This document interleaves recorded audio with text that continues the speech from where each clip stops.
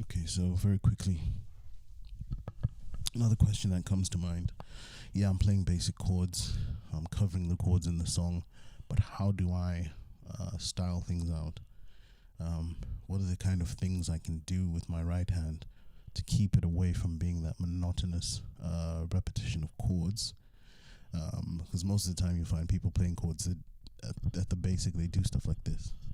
You'll laugh when you hear this.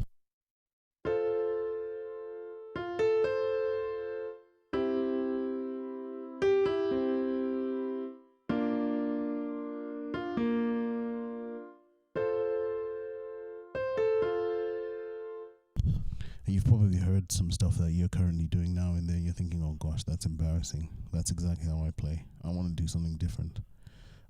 Actually, it's not embarrassing, and you shouldn't actually look down on that. That's actually pretty much what everybody else is doing out there. They've only expanded what they're doing it for. So keep that general principle in mind, because that's actually a very solid building block for what you need going forward. Okay, so at the very basics, what you want to do is, first of all, you want to practice scales. Now, this may sound a bit dumb, but in order for you to play the runs you're hearing, rather than just learning the specific run and then being bogged down because you can only do those two or three runs and that's it, if you practice different scales, Mixolydian, whatever scale you can find, and you go through them systematically, you not only learn things like dominant sevens, etc., but you also will start to hear certain songs within the actual scales, and you'll begin to realize that certain scales actually formed certain songs.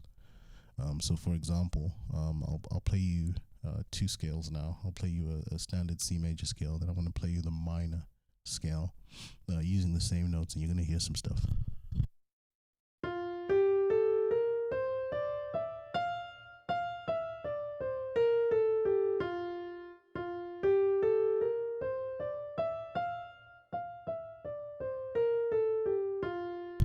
Because that was a C major. Now I'm going to play the minor scale for the key of C.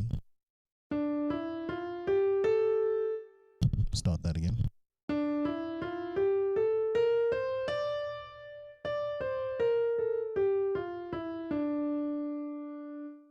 One more time.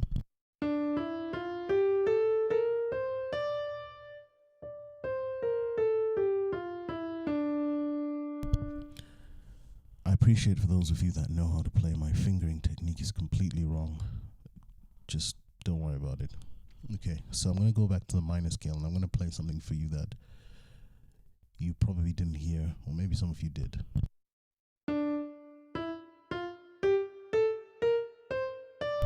That's the minor scale.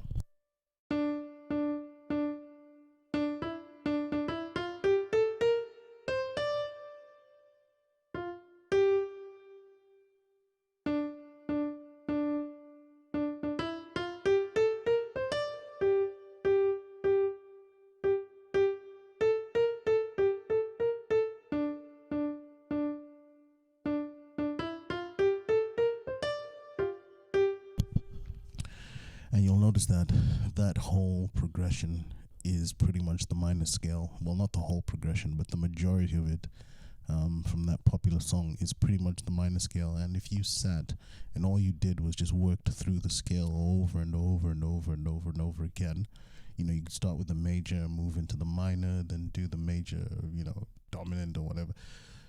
Just go through the different scales. I used to sit there with an unplugged keyboard and just play different scales forwards, backwards, and I'll move up into the next key, play the same scale forwards, backwards, move into the next key, play the same scale forwards, backwards several times, and keep doing that until I got through all 12 keys.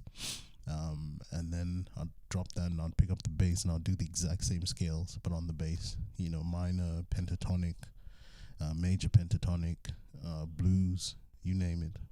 So I could be there for hours just going through the scales, and without even learning a single lick on my right hand side. Naturally, when I stopped doing that after a few days, I was able to just play licks that were appropriate for the different style of music without even learning a single lick. And now my hand just moves freely because I'm just so used to hearing those notes. I just instinctively and intuitively know that if I go from here to there, you know, if I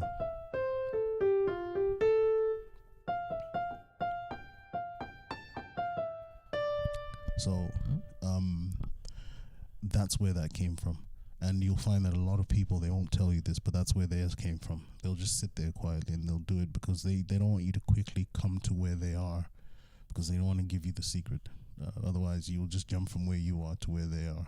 They spent weeks doing it, and you get to learn it in half a day. So, whereas I don't care, I don't play keys that much, so I'll tell you the truth. I don't mind. So I'll show you a few things in the major scale, for example, and then you can see what I mean.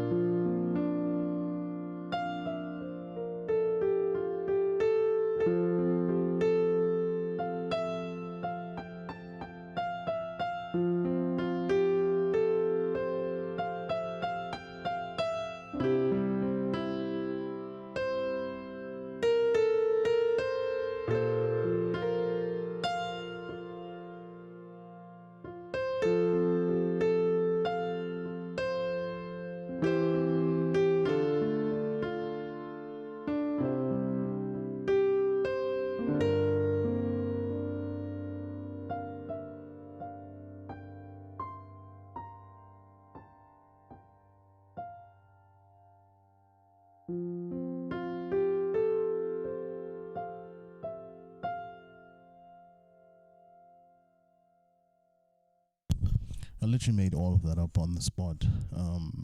And the reason why, like I said, I was able to do that is I just one day got so fed up and I just said, you know what, give me this. I said it this way. I said, give me the damn scales. I'll play them. I'll learn them.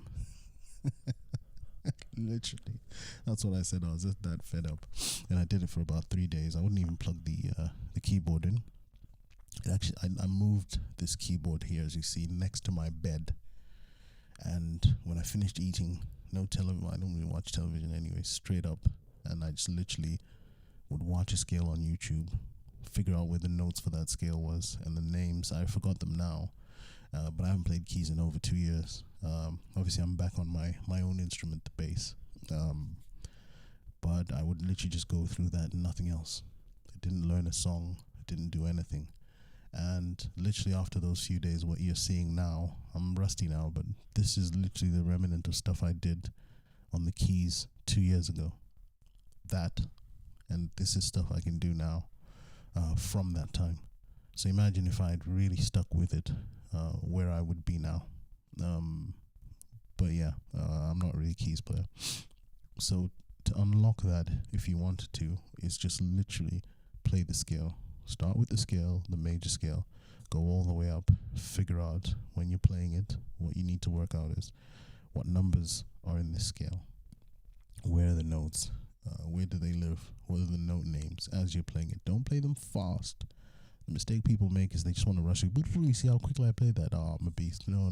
Play them really slow, because as you're playing them slowly, your brain is able to accurately map new pathways in your brain that will eventually teach you to be able to do that over and over again, which is why 2 years down the line, even though I don't play keys anymore, I haven't played in 2 years, I can still do this stuff.